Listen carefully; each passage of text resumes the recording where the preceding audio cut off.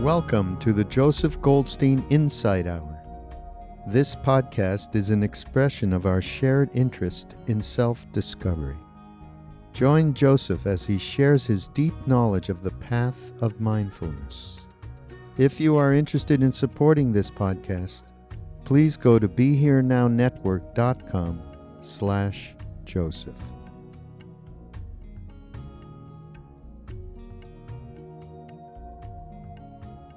The question I'd like to consider tonight and discuss is, how can we be happy in our lives?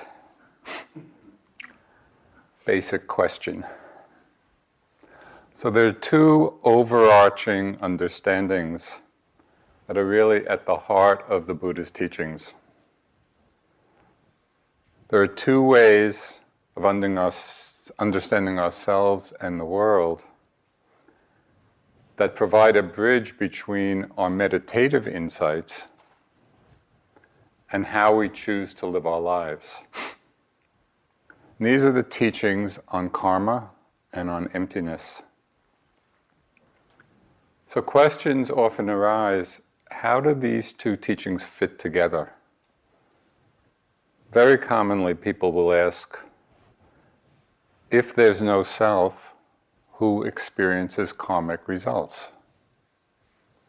If there's no self, who is it that's reborn? If everything's empty, why does it matter what we do? So these are the questions that come up as we consider the teachings on karma on the one hand and emptiness on the other. What we come to understand is that although all phenomena, everything that arises, is insubstantial and empty of self, still there is a lawful unfolding, there's a lawful process to the unfolding of our lives. If we plant an apple seed, we don't get a mango tree. There are laws governing how things happen. And so we need to understand that everything is arising out of particular and lawful causes and conditions. And each moment has an imprint on the moment that follows.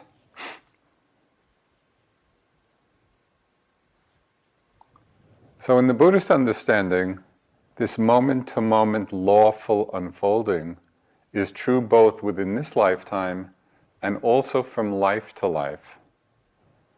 So, for example, it's said that the quality of mind at the moment of death, called death consciousness, conditions the arising of rebirth consciousness, just as one moment in this life conditions the next. So as an example, that may give some indication of how this happens. If you take a seal and you imprint it in wax, in a soft wax, and you take the seal away, the imprint is there, but nothing is carried over from the seal to the wax. So there's no self carried over, either from moment to moment now or from life to life. And yet each moment is imprinting the next. And this is the process of our conditioning. Trungpa Rinpoche put it more succinctly. When someone asked him, what is it that's reborn? He said, your neurosis. And it was really a very clever and apt answer. Because what is reborn are the underlying habit patterns, the underlying tendencies, both wholesome and unwholesome. So the possibility for happiness, both for ourselves individually and also collectively for the world, rests on one basic understanding. And that is that the unfolding of our lives begins in our minds. So we really have to absorb that.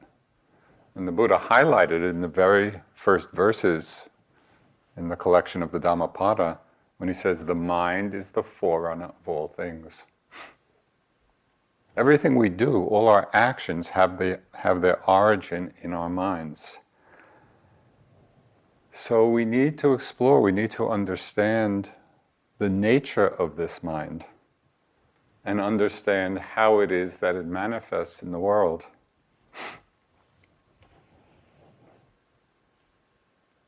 So as we were speaking, maybe it was this morning or the other morning, the most fundamental aspect of mind is consciousness.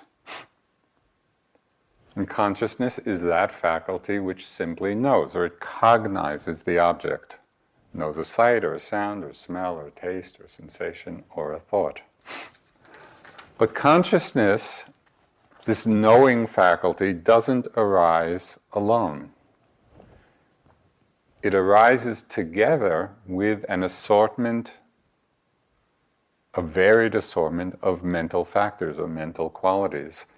And these mental qualities condition or color the consciousness. The mental factors color the mind in various ways. And it's these mental factors which condition and recondition all the patterns of our lives. Factors like love and fear and anger and joy and happiness and grief and wisdom and ignorance and mindfulness and concentration and hatred. All of these are not I, not self. They're impersonal factors of mind, but each one functions in their own way. And each one is conditioning our mind in a particular way. So sitting here on retreat, which is this very special environment, and also when we pay a wise attention to our lives in the world, it brings us a very immediate and intimate experience of what brings happiness and what brings suffering. If we're paying attention, it's no longer abstract, it's no longer theory. We can actually see for ourselves what are the qualities of mind that bring peace. What are the qualities of mind that bring disturbance? It's no longer second-hand knowledge because we're seeing it for ourselves. And it's in this direct seeing that knowledge is transformed into wisdom. So Buddha expressed this wisdom coming from his own direct experience of his mind and the world. He expressed this understanding of what leads to what conditions what. He expressed this as the law of karma. And this is the understanding that all volitional actions, whether of our bodies, speech, or mind, all volitional or intentional actions have the power or contain within them the power to bring about results. So it is this mental factor, particular mental factor of volition, that is the karmic force in our lives. So it's helpful to look a little more closely at precisely what this mental factor of volition is and how we experience it.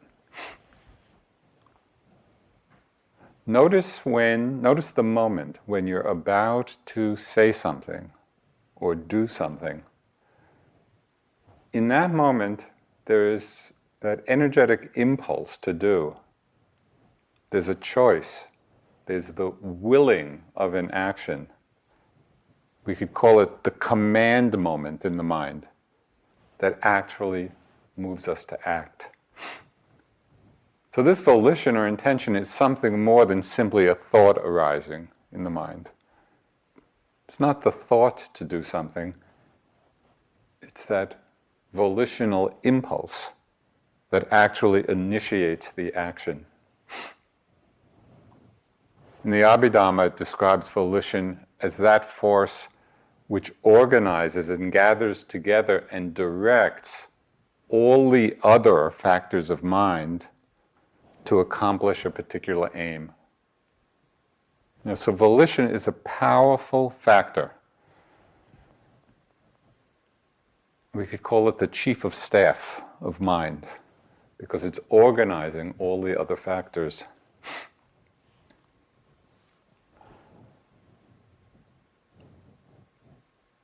Although these moments of volition or intention are very quick and very small, they contain a huge power, which is the power to bring about future results. Think of the power of a seed. A seed can be so small, and yet it contains within it the potential to become a huge tree, bearing many fruits, not just one fruit. It bears many fruits. That's the power of each of our intentions. We can't fully understand the Buddha's teaching without understanding this basic law of cause and effect. This is essential because it's the very essence of discerning what's wholesome and what's unwholesome. Knowing what brings about good results, what brings about suffering. So most of us probably have some understanding and experience of this law of karma, the law of cause and effect, at least to some extent. But the really interesting question to ask ourselves is, do we remember this? Do we remember the truth of this law in the actual moments of deciding to act? Is this what comes up in our minds? As we're about to act, remembering this volition is going to bring results, not only in the immediate action which might follow, but also future results. And in the Buddha's teaching, future results not only in this lifetime, but over many lifetimes.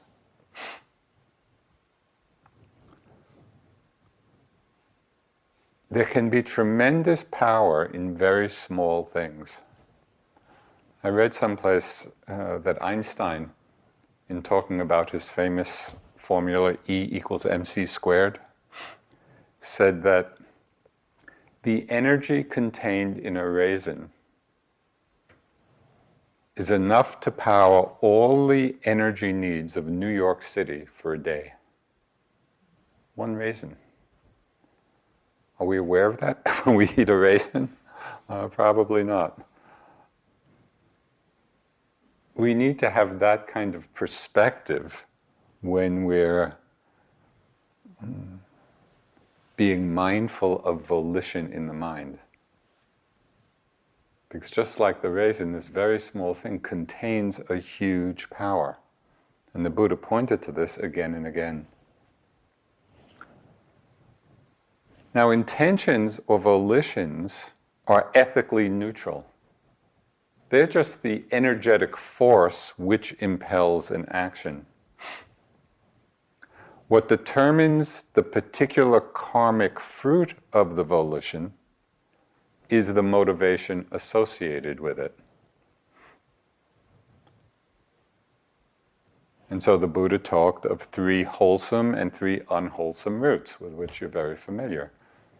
He talked of the 3 wholesome roots as being non-greed, non-hatred, non-delusion. And the 3 unwholesome roots, the opposite, greed, hatred, and delusion. So those are the motivations we need to look for when we're being mindful or assessing the volitions behind our action. What is motivating them? There's one short Tibetan teaching which kind of encapsulates the importance of this, that says everything rests on the tip of motivation. That's how important it is to see and to be clear about what our motivations are. The problem is that these motivations, like intentions, can be very quick and they can be very small, and sometimes it's not clear. We act and we may not be aware of the motivation. Or there may be mixed motivations in an action. Now, just a simple action of giving, of generosity, that can come from many different places. The motivation for generosity could be metta, could be loving kindness and caring, could be compassion. Is it mixed with an expectation of receiving something back? So that's another motivation that could be associated with the volition to give.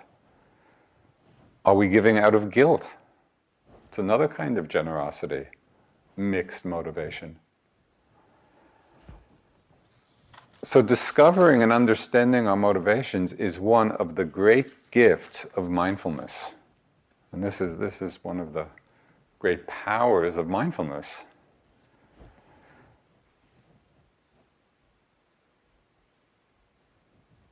It enables us, with practice and with honesty, about ourselves, we really take an interest and look, okay, what's the motivation here?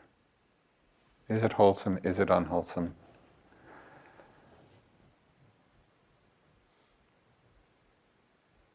Of course, what we discover is expressed by one character in the novel Zorba the Greek by Kazantzakis, who said, self-knowledge is always bad news.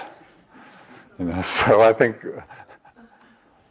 most meditators are familiar with that, because we're beginning to see sides of ourselves and aspects of our motivations that may not be wholesome. But when we take the care and the interest to really look, we'll probably find that we're less good and less bad than we imagine. We're all a mix. So volition is the force in the mind that initiates the action and contains the energy to bring about a result. That's intention of volition, the energetic impulse. It's motivation which determines what particular result happens. It's the motivation which determines the fruit. So the challenge in our practice is to integrate the understanding of this law of karma, of cause and effect, with our growing insight into emptiness, into selflessness. That is the selfless, insubstantial nature of everything that arises. And a few teachers kind of encapsulated how these two levels of understanding work together. So the Dalai Lama said, a Buddha perceives the ultimate truth, emptiness, while leaving conventional truth, law of karma, untouched. Right? So at the same time as one is perceiving the emptiness of everything, the law of karma is determining how phenomena unfolds, how our lives unfold. Padmasambhava, the great Indian adept who brought Buddhism from India to Tibet, and one of the greatest of the masters, said, though my view is as vast as the sky, as limitless as the sky, my attention to the law of karma is as fine as a grain of barley flour. So these are not contradictory. We have to hold both at the same time. The vast view of emptiness and this impeccable attention to our intentions, to our volitions. And the Korean Zen master Sansnim probably captured it the best when he said, There's no right and no wrong. But right is right and wrong is wrong. And that's what we need to hold. We need to keep both in mind.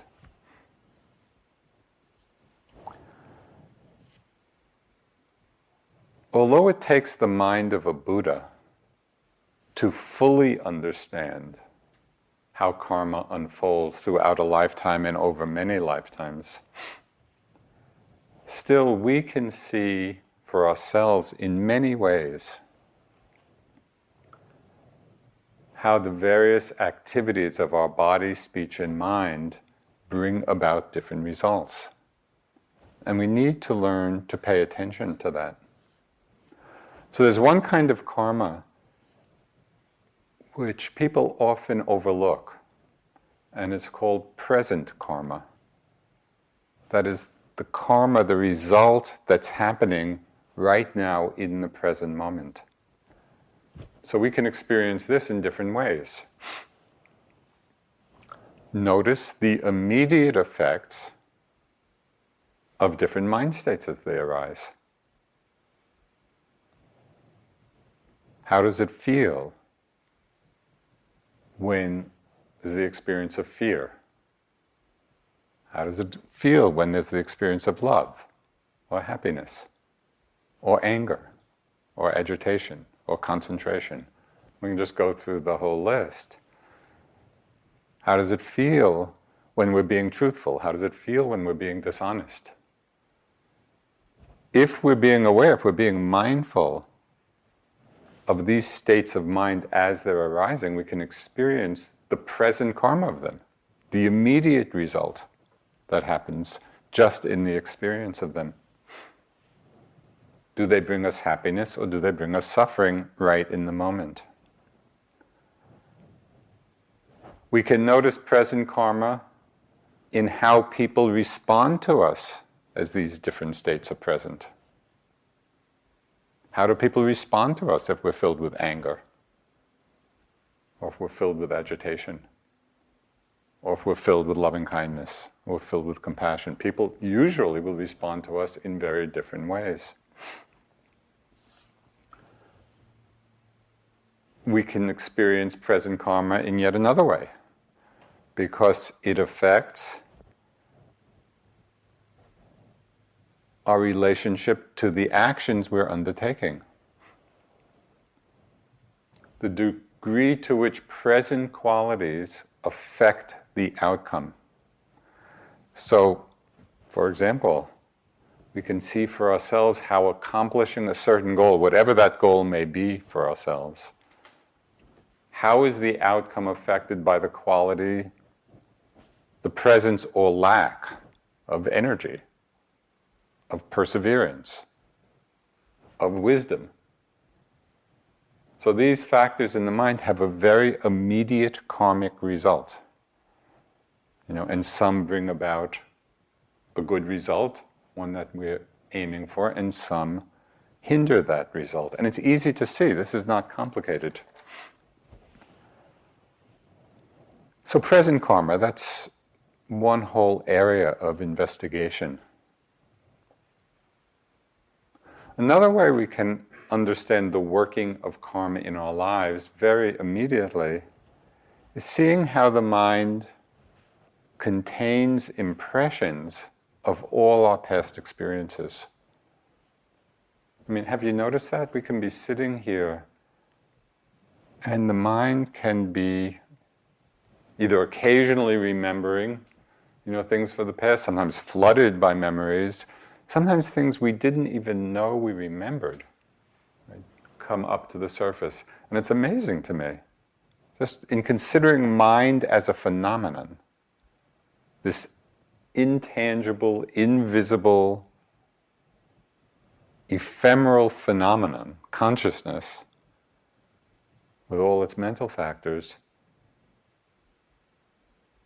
it actually contains the impression of everything we ever experienced. So this is quite amazing. And it becomes the source of either happiness or remorse. When we think or remember past wholesome actions, there's a great delight which arises. And when we remember past unwholesome actions, then we feel regret or remorse.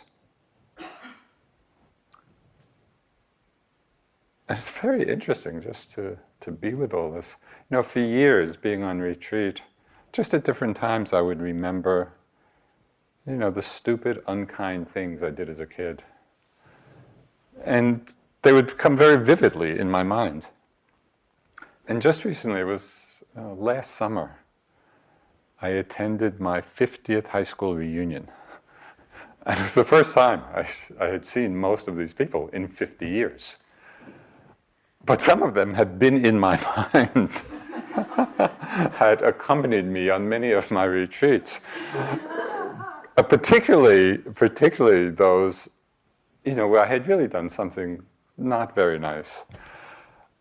But it was great because I went to this reunion and I saw, you know, I met some of these people.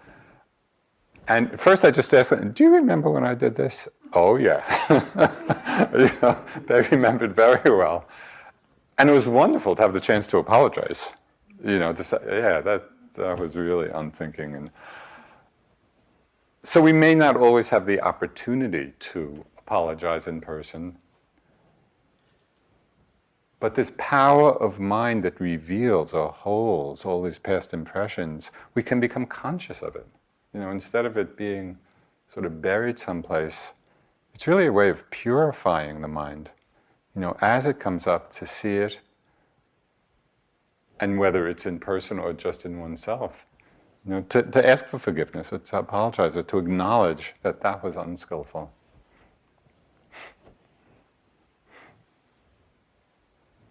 Sometimes the mind holds the impressions or retains internalized feelings of anger or grief or rage or unworthiness or fear.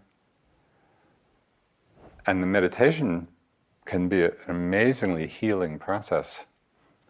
When we first started teaching, this was back in the 70s in this country, one of the people who came to one of our first retreats had been in the Vietnam War as a medic and just had experienced, you know, the horrors of war. And when he came back to the States, he was having all kinds of nightmares, and, you know, the impressions were so in his mind.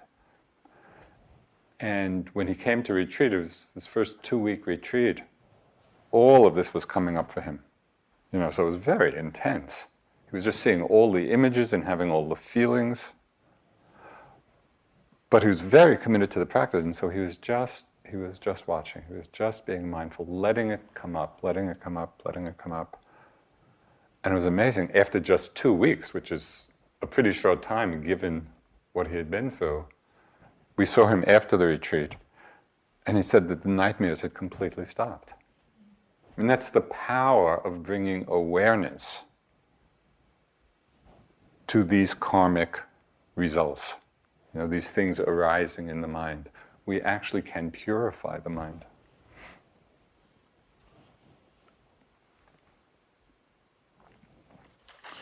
It's important here, I think, to make the distinction, particularly when we're re-experiencing unwholesome things we've done, to have a clear understanding of the difference between guilt and remorse. And there was one period in my practice where I had been remembering something unskillful, and I was feeling a lot of guilt about it. And it was consuming my mind. But after a while, I mean, it was so much suffering, you know, because I was really caught in that. I just started to take this in. What is going on here? You know, how am I so caught in this? And as I investigated the feeling of guilt, I saw something very liberating. I saw that guilt is just a trick of the ego. Because in guilt, there's a lot of I. I'm so bad. You know, and all that self-judgment. And so I began to see it just as a trick of Mara. You know, Mara coming and seducing us into creating a sense of self in a negative way. The bad me. And I began to see, in the suttas, sometimes the Buddha will say, Mara, I see you, and then Mara just disappears. So I kind of developed this technique for myself, wagging the finger at Mara. So every time the guilt came, oh, Mara, I see you. And I saw the difference then between guilt, which is this ego trip, and remorse, which is a kind of wise understanding. Yeah, did something unskillful, I see it, I understand it. And it can be the source of wisdom, the wisdom of future restraint, and we let it go. Because we really have the wisdom of seeing the impermanence of it, the selflessness of it. So it both acknowledges the unwholesome aspect, but we're not strengthening the wrong view of self in relationship to it. And this is tremendously important. So there's the karma, present karma. There's the karma of the mind retaining the impressions of all our experiences and coming to the surface. There's also the karma that plays itself out in how our practice unfolds. So the Buddha talked of 4 ways the person's practice can unfold. It can be slow and painful. It can be slow and pleasant. It can be fast and painful, or fast and pleasant. So I think for most of us, we're in the first category, slow and painful.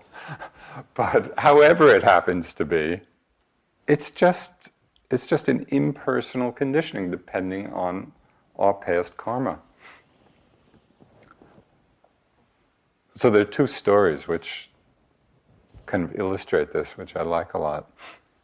One I just came across, and it was a story of somebody in the Buddha's time who came to him, some Brahmin, in one of the Indian villages, came to the Buddha, and the Buddha, there were 2 whole discourses in the text devoted to the Buddha teaching this guy, but each time he just walked away, he wasn't particularly interested, didn't connect.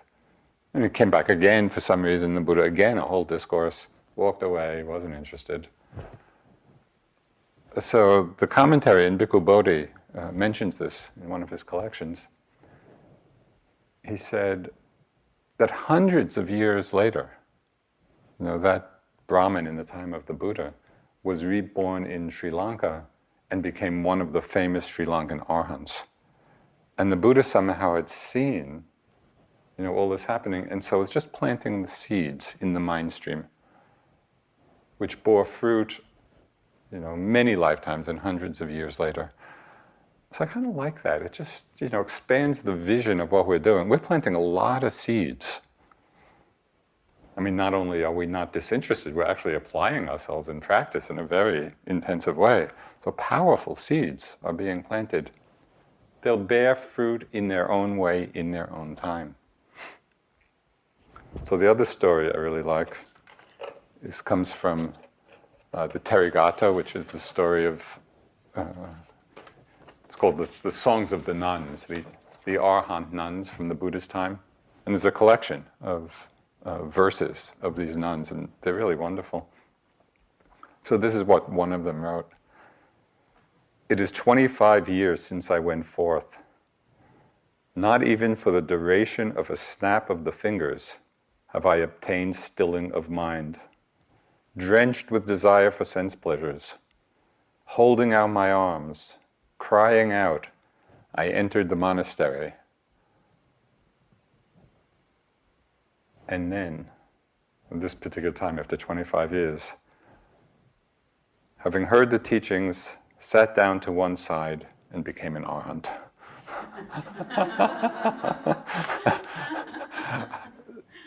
So there's no knowing. 25 years, not a moment of peace. But something was happening all that time. The qualities were being ripened and matured.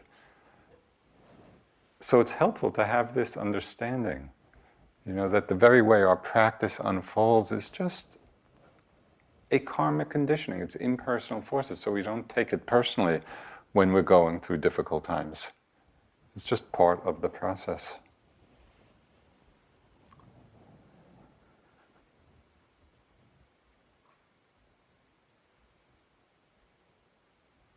We can also understand this law of karma when we see how the mind develops, certain habits and certain patterns through repeated actions. And so we can really see the development of each of our personalities. Whether it's a fearful personality or a loving one or an angry one or a truthful one. The Buddha talked, as you know, of the different personality types. The greed type, the aversive type, the deluded type, and their opposites. In understanding this, it's really helpful to not underestimate the power of small actions. Because everything we do, every time we act, we're practicing that particular quality of mind. Every time we act out of anger, we're practicing anger. Every time we're truthful, we're practicing truthfulness.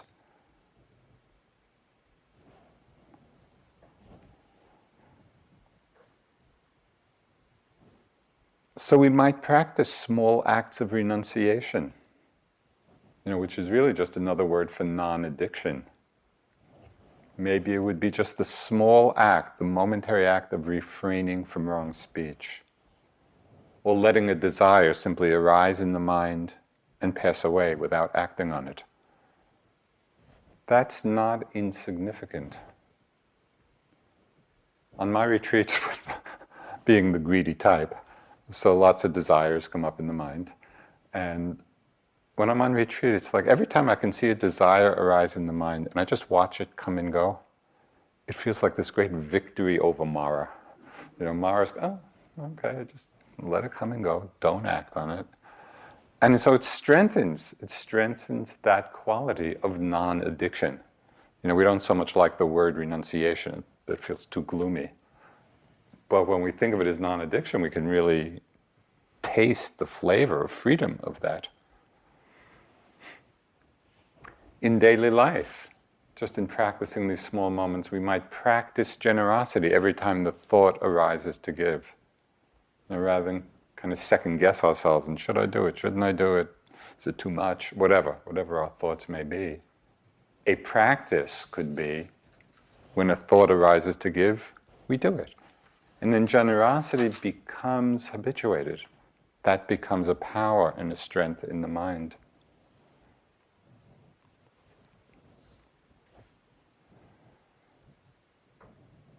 So we make this whole reflection on karma, understanding that the motivations behind our actions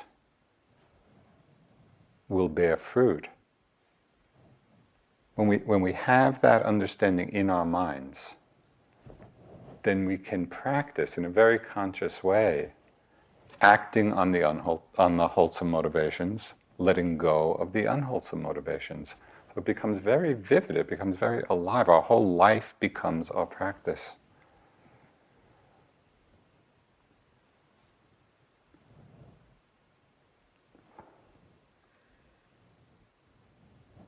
We can also understand karma by understanding how different kinds of actions lead to very specific kinds of results. And there's one sutta where someone came to the Buddha and was just commenting on the tremendous variety of people's experiences in this world. And so that person asked the Buddha, why are there so many differences? And the Buddha gave, it's quite a detailed sutta, and I'll just highlight a few of the points he made. He said the differences are due to people's karma. And so the causes behind certain results. Gentle speech, he said, kind speech results in beauty. Generosity results in abundance. Non-harming results in good health. And then they're opposite as well. So he gave very specific guidelines for what these particular actions bring in terms of karmic results. And he described people in 4 situations. He described people in shadow going towards more shadow. He described people in light going towards shadow. He described people in shadow going towards light, and people in light going towards light. So what did he mean by that? There are people in difficult circumstances doing the very things which are going to lead to more difficult circumstances. Those in difficult circumstances doing those things which are going to lead to very happy results. Those in good circumstances, out of ignorance, doing the very things that are going to lead to suffering. And then people in good circumstances doing those things which lead to more good results. So just as many of us may be in the slow, painful path of practice, I think most of us are also in a situation of light going towards more light. Given the world, most of us are in pretty good circumstances. And in our practice and in our understanding, we're in good circumstances, practicing that which leads to even more happiness and well-being. So it's good to reflect on this. It can become a source of real inspiration.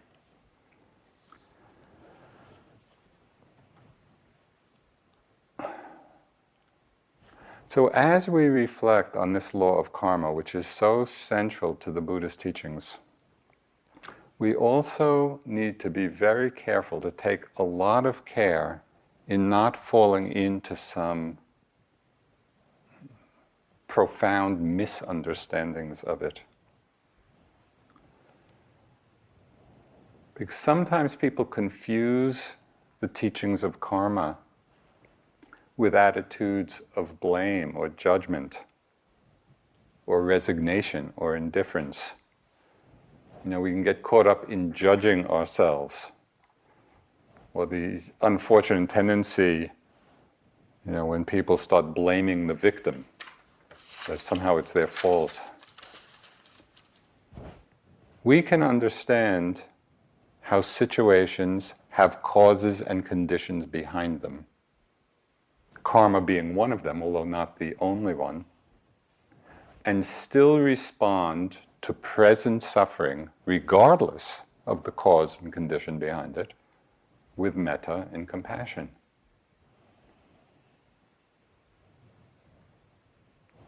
To express karma with that sense of uncaring or indifference, oh, it's just their karma. That's why they're experiencing what they're experiencing, is a real disconnect from the Dharma. It's a disconnect from these feelings of love and compassion. Bob Thurman, who's a professor of Buddhism at Columbia, he had a wonderful example for our trip through samsara. He said, of course, teaching in New York, he used the example of a subway. So he said, imagine yourself in a subway car with people in all kinds of conditions. Some are really good and prosperous and happy. Some are really sick or ill or wretched in one way or another. And kind of the whole human condition is represented in the car. And then he said, imagine you're on this subway car with all of these different people for eternity. How would you relate to all these people? If we knew that we were with this group of people for eternity, wouldn't we want everybody to be happy? Because their happiness would help create our own happiness. If we're in the subway car with these people who are really in a miserable state,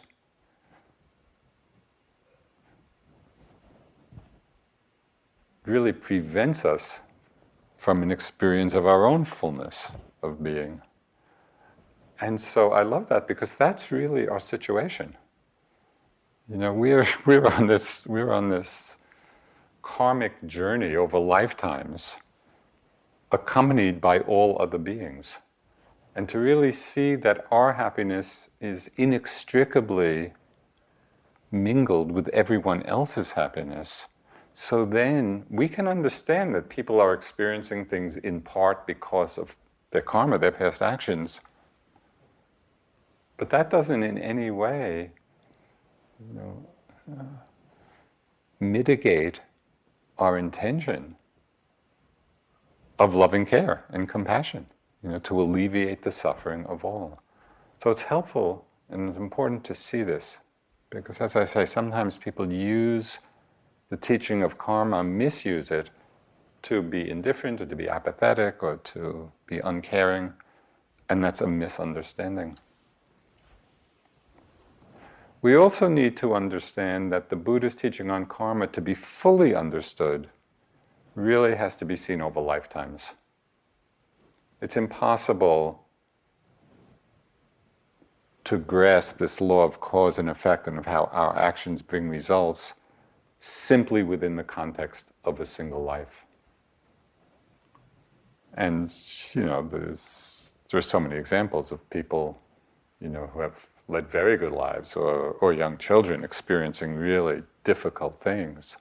So it doesn't make sense to look at karmic results just within one lifetime. It has to be understood over many. And of course, whether one believes previous or future lives or not, this is part of the Buddha's teaching and the context for understanding this.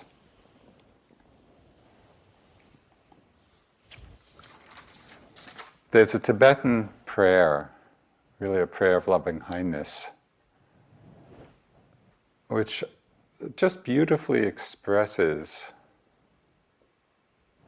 the understanding of cause and effect, the understanding of the law of karma in terms of our relationship with others.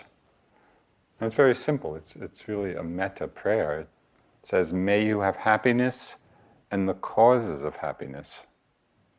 May you be free of suffering and free of the causes of suffering." It acknowledges that our happiness or suffering is not happening randomly. It arises because of causes. And so we're wishing, both for ourselves and for others, may there be happiness in the causes of happiness. May we be free of suffering and free of the causes of suffering.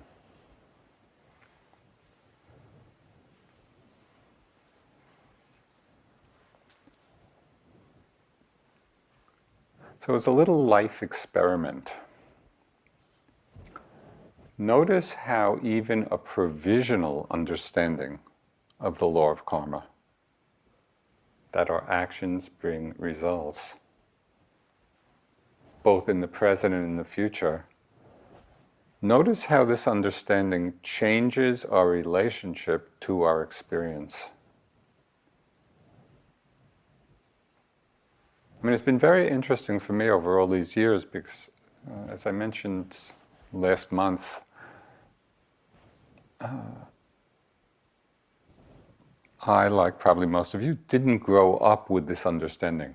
I didn't grow up with a Buddhist worldview or notion of rebirth or law of karma.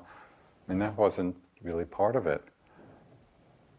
But in practicing and learning about the teachings and then really seeing, okay, well, what does this do to how I'm living my life? There were some very interesting observations. First, by reflecting on this law of karma personally, in one's own life, I found there's a much greater acceptance of what's arising, whether it's on the pleasant side or the unpleasant side, without resentment or without pride. Because we see, this is just an impersonal law of cause and effect. And the conditions of life keep changing. What we've talked about, the 8 great vicissitudes of life, of pleasure and pain and gain and loss, and praise and blame and fame and disrepute, just these changes that are common to everybody's life, even the Buddha's. Accepting these changes as part of our karmic unfolding does not imply passivity, or resignation. Rather, it opens the door to appropriate responses and to engaged action. With an understanding of the law of karma, we can really engage with a wise and appropriate response rather than simply respond out of reactivity. And perhaps most importantly, through understanding the law of karma, we begin to take more responsibility for our lives. Instead of just sleepwalking through our lives and hoping for the best, we begin to take a longer range view of things, which, when we do that, leads to a stronger interest in the choices we make and the motivations behind the choices. And so this becomes a very vivid part of our lives. We're observing, as we're acting in the world, what's the motivation, behind this action, associated with this volition.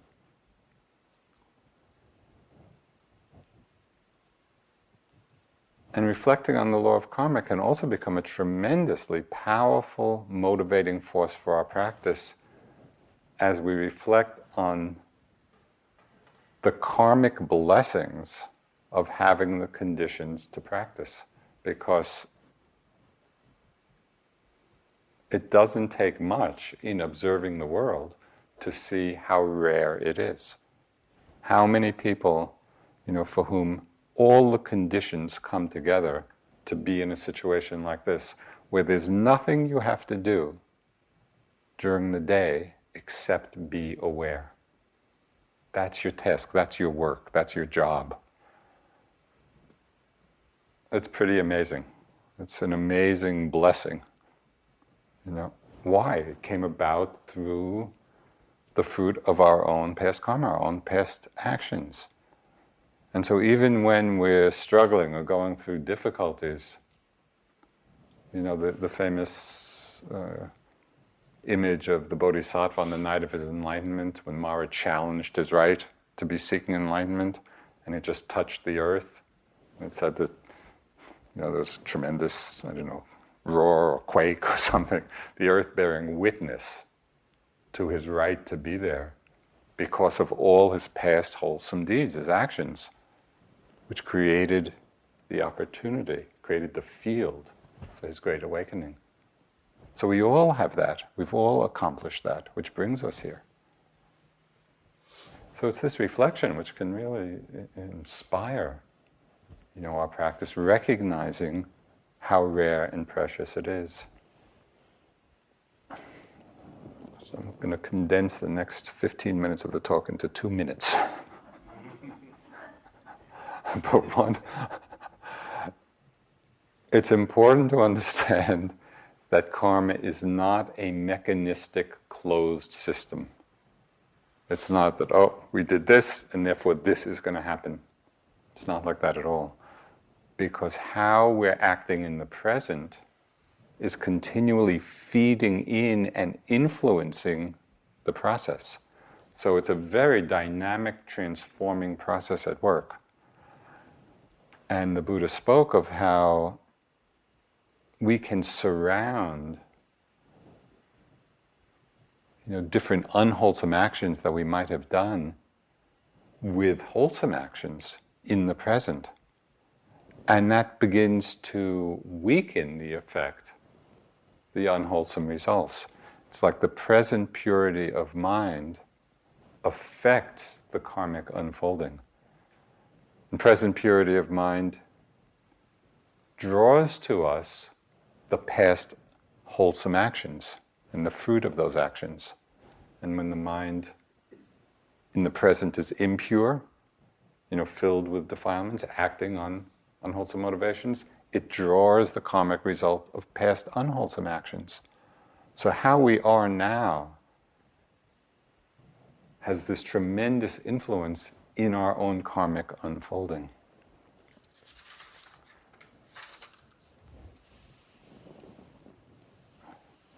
So the Buddha called understanding the law of karma, he called it the light of the world. Because it's knowing what leads to happiness and what leads to suffering. When we know this, when we have this knowledge and understanding, it allows us the freedom to make wiser choices. It really allows us to shape our destinies. It's this great empowerment of our beings. So I'll just close with a haiku by famous Japanese poet Basho, which captures this whole unfolding karmic process of our lives. He wrote, "The temple bell stops, but the sound keeps coming out of the flowers."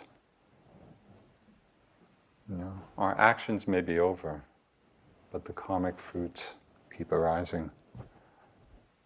So may our actions be wholesome and the karmic fruits bring happiness.